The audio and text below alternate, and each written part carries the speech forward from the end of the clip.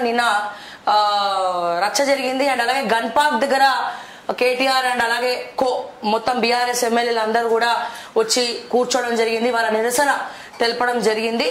And అదే రకంగా దానం నాగేందర్ చేసినటువంటి వ్యాఖ్యలు అసభ్యకరంగా ఉన్నాయి అని చెప్పి అందరు కూడా వాకౌట్ చేయడం జరిగింది. అండ్ కేటీఆర్ ని మిగతా ఎమ్మెల్యేలని అరెస్ట్ చేసి మళ్ళా తీసుకుపోయి ఆ బీఆర్ఎస్ పార్టీ ఆఫీస్ లో మరి దింపడం జరిగింది. బట్ ఇక్కడ సీన్ రిపీట్ అయిందా అనిపిస్తా ఉంది. ఒకప్పుడు బీఆర్ఎస్ లో ఉన్నప్పుడు వాళ్ళు చేసిన పనే ఇప్పుడు మళ్ళా కాంగ్రెస్ పార్టీ చేస్తా ఉంది. అయితే ఇక్కడ నేను అడిగింది ఏంటంటే, ఎస్ గతంలో చాలా మందిని చాలా రకాలుగా ఇట్లనే ప్రొటెస్ట్ చేస్తే అరెస్ట్ చేయడం జరిగింది, ఏమైనా జరగచ్చు, జరిగినప్పుడు మేము కూడా మాట్లాడినాం. అండ్ అదే రకంగా ఇప్పుడు మళ్ళా కాంగ్రెస్ ప్రభుత్వం కూడా అదే చేస్తున్నప్పుడు ఇక మార్పు ఏమొచ్చింది, ఇక వాళ్ళు చేసినట్టే మీరు చేస్తే తేడా ఏముంది అని చెప్పి అడగాలనిపిస్తుంది.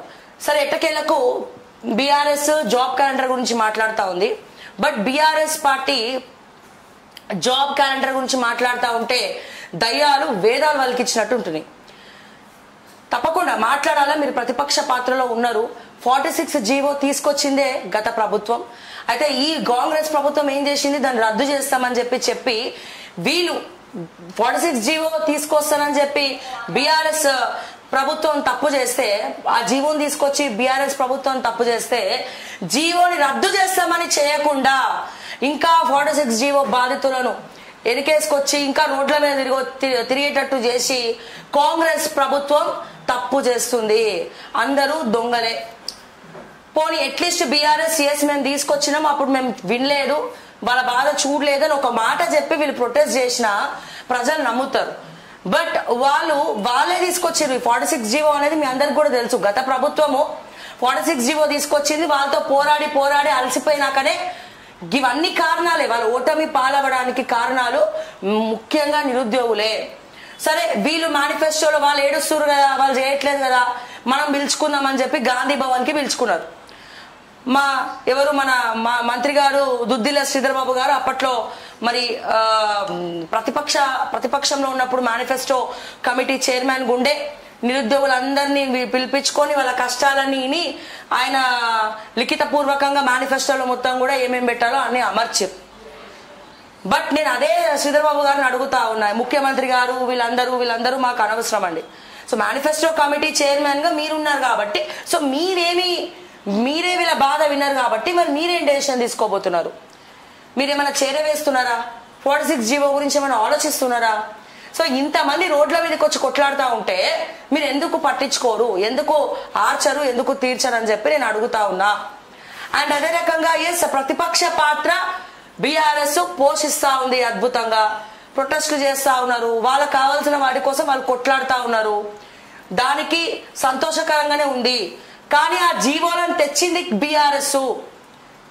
అప్పుడు మీరు వాళ్ళు అడిగింది చేసి ఉంటే ఇప్పుడు ఈ పరిస్థితి వచ్చేది కాదు కదా అని చెప్పి కల్వకుంట్ల తారక రామారావు గారికి, మాజీ ఐటీ శాఖ మంత్రికి, అండ్ అదే రకంగా బీఆర్ఎస్ వర్కింగ్ ప్రెసిడెంట్ కి నేను మరొక్కసారి గుర్తు చేస్తా ఉన్నా, ఇది దెప్పడం కాదు. ఎందుకంటే మీరు చేసినటువంటి తప్పులు అందరు చేస్తారు సార్, అది సహజం, సర్వసాధారణం. తప్పులు అందరు చేస్తారు, గెలుపోటములు కూడా చాలా సహజం. కానీ ఆ తప్పుల్ని సవరించుకుంటూ ముందరికెళ్లడమే అసలైన జీవితం అన్న విషయాన్ని దయచేసి మరొకసారి బీఆర్ఎస్ పార్టీ గుర్తుపెట్టుకోవాలి. సందర్భంగా ఎందుకు ఇంత స్ట్రెస్? ఎస్, నిన్న వాళ్ళు చేసిన దానికి మీరు ప్రొటెస్ట్ చేయడం కరెక్టే, నేను దాన్ని ఏం కాదంటలేను, నేను దాన్ని ఏం కించపరుస్తలేను. కానీ ఈ తలకాయ నొప్పి తీసుకొచ్చింది బీఆర్ఎస్ఏ కదా, గుండెల మీద చేసుకోండి. ఎస్, మాకు తెలుసో తెలియకో మేము తప్పు చేసినాం, కానీ మేము తప్పు చేసినప్పుడు వీళ్ళు మేనిఫెస్టోలో మీవన్నీ కూడా నెరవేరుస్తామని హామీలు ఇచ్చి మేనిఫెస్టోలో తెచ్చిపెట్టిండ్రు. మరి తెచ్చిపెట్టినప్పుడు కాంగ్రెస్ ప్రభుత్వం చేయాలి కదా, ఎందుకు చేస్తలేరు అంటే మీరు చేసినవి ఒప్పుకోండి అంటున్నా. నేనేమంటున్నా, పశ్చాత్తాపానికి మించినటువంటి శిక్ష ఏది లేదని నేనేమంటున్నా అంటే, తెలంగాణలో నేషనల్ పార్టీస్ ఏందో అందరికీ తెలిసిపోతా ఉన్నాయి. ఓకే, బీఆర్ఎస్, నేను చెప్పేది ఏంటంటే బీఆర్ఎస్ మళ్ళా టీఆర్ఎస్ గా రూపుదిద్దుకోవాలా, నామకరణం చేసుకోవాలా, కొత్త క్యాడర్ని తీసుకురండి, అధ్యక్షులని మార్చండి, ఏది మండల అధ్యక్షులు జిల్లా అధ్యక్షులను మార్చండి. బలమైన ప్రతిపక్షంగా ఎదగండి. ఎమ్మెల్యేలు పోయినా సరే మీకు బలమైన కార్యకర్తలు, సెకండ్ క్యాడర్ లీడర్స్ వాళ్ళందరూ చాలా మంది ఉన్నారు, ఎంతో మంది ఉన్నారు. సో ఒక రూపకల్పన చేయండి, ఫస్ట్ బేస్ నుండి మార్చండి. మీరు ఏం మారుస్తలేరు, ఏం మీటింగ్లు పెడతలేరు, కమిటీలు లేవు మీ పార్టీకి. అండ్ ఒక గ్యాప్ అనేది ఏర్పడ్డది మీకు, మీ కార్యకర్తలకు. సో ఇవన్నీ కూడా సవరించుకుంటూ వెళ్ళండి, ఒక కొత్త ప్రోగ్రామ్స్ చేపట్టండి. అండ్ అలాగే ఇవన్నీ చేసే ముందర ఒక్కసారికి ఎస్ కొన్ని తప్పుడు నిర్ణయాలు మేము తీసుకున్నాం, దానివల్ల ఇబ్బంది పడ్డాం, మరొక్కసారి మేము ఈ పని చెయ్యము అనే ఒక లెసన్, ఒక చిన్న మాట, ఒక లైన్ తెలంగాణ ప్రజలకు పెట్టుకుంటే, ఇప్పటికే అందరు కూడా తెలుస్తా ఉన్నది, కానీ ఒక్క మాట తెలంగాణ ప్రజలకి చెప్తే సార్ మిమ్మల్ని గుండెలో పెట్టుకుంటారు. డెఫినెట్ గా మీ క్యాడర్ని, మీ సవరణలు, మీ పార్టీ భవిష్యత్తును మెల్లమెల్లగా ఎక్కడెక్కడైతే తప్పులు జరిగినాయో, ఎక్కడెక్కడైతే అవినీతి పరులను మీరు ఇంకా పక్కన పెట్టుకున్నారు సార్, నేను మళ్ళీ చెప్తా ఉన్నా, ఇంకా అదే అవినీతి పరులను పక్కన పెట్టుకున్నారు. సో వాళ్ళంటే వాళ్ళ నియోజకవర్గాల్లో కోసింత ప్రేమ కూడా లేదు. ఎందుకంటే చిత్రహింసలు పెట్టినారు, అడ్డమైన కేసులు పెట్టినారు, చాలా ఇబ్బంది పెట్టినారు. అదే విషయం గత ప్రభుత్వంలో ఉన్నప్పుడు మేము చెప్పినాం. అప్పుడే పిలిచి వాళ్ళకి మీరు బెదిరించో, అట్లీస్ట్ ఓట్ల గురించి అన్న యాక్టింగ్ అనే చేయలేదు మీరు, అది కూడా సరిగ్గా చేయలేదు. ఉల్టా మాలాంటి వాళ్ళ పైన కేసులు పెట్టడం, తిప్పలు పెట్టారు. కానీ ఇంకా ఇంకా ఇంకా నేను చెప్తా ఉన్నా, మళ్ళా వాళ్ళు మీ పార్టీలో ఉంటే వాళ్ళే జిల్లాకి లేకపోతే మీ నియోజకవర్గాలకు బీఆర్ఎస్ పార్టీ ఇన్ఛార్జ్లు అయితే గనక వాళ్ళని ప్రజలు మళ్ళా క్షమించారు సార్. అంత ఘోరమైనటువంటి నేరాలు చేసిరు. వాళ్ళెవరో మీరు ఐడెంటిఫై చేయండి, మీకు స్పెషల్ గా చెప్పక్కర్లే, చాలా సార్లు చెప్పినా నేను ఇదే విషయము.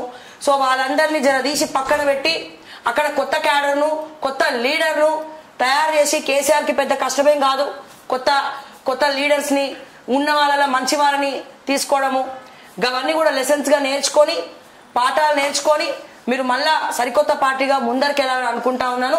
అయితే ఈ జీవో మీరే తీసుకొచ్చినారు కాబట్టి, నిరుద్యోగుల సమస్య కూడా బీఆర్ఎస్ తీసుకొచ్చింది కాబట్టి, పేపర్ లీకేజ్ విషయంలో మీరు ఎవరు జనార్దన్ రెడ్డి గారిని మీరు అక్కడికక్కడే సస్పెండ్ చేసి, ప్రభుత్వం ఎప్పుడు కూడా ప్రజల పక్షానే ఉంటుందని చెప్పి ఒక మాట చెప్పుంటే నిజంగా నో డౌట్ మీరు మళ్ళా అధికారంలోకి వచ్చేటోళ్ళు.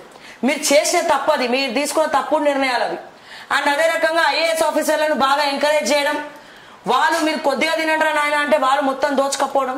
సో ఈ రకమైనటువంటి సమస్యలలో మీరు ఇరుక్కోవడం, ఇవన్నీ కూడా ఒకటికి యాడ్ అయ్యి వచ్చినాయి. ఇప్పుడు తెలంగాణలో ఉన్నవి మూడు పార్టీలు, ఒకటి బీఆర్ఎస్, ఇంకోటి కాంగ్రెస్, ఇంకోటి బీజేపీ. సో కాంగ్రెస్ పాలన ఎట్లుందో మనం చూసినాం ఈ ఏడు నెలల నుంచి. ఎందుకంటే మాకొచ్చే తెలంగాణ రాష్ట్ర వ్యాప్తంగా మాకొచ్చే మెసేజెస్, మాకొచ్చే కాల్స్, వీటన్నిటిని నేను బేస్ చేసుకొని చెప్తున్నా. అట్లాగే కొంతమంది మా రిపోర్టర్స్ ద్వారా కూడా మేము తెలుసుకుంటున్నటువంటి సమాచారం, మేము చేస్తున్నటువంటి కంటెంట్, వాళ్ళు మమ్మల్ని అడుగుతున్నటువంటి, పబ్లిక్ మమ్మల్ని అడుగుతున్నటువంటి క్వశ్చన్లు. సో వీటన్నిటిని ప్రారంగా చూస్తే అడ్మినిస్ట్రేషన్ భయంకరంగా ఉందని తెలుస్తా ఉన్నది కాంగ్రెస్ పార్టీ. సో వీళ్ళు ఇస్తారన్న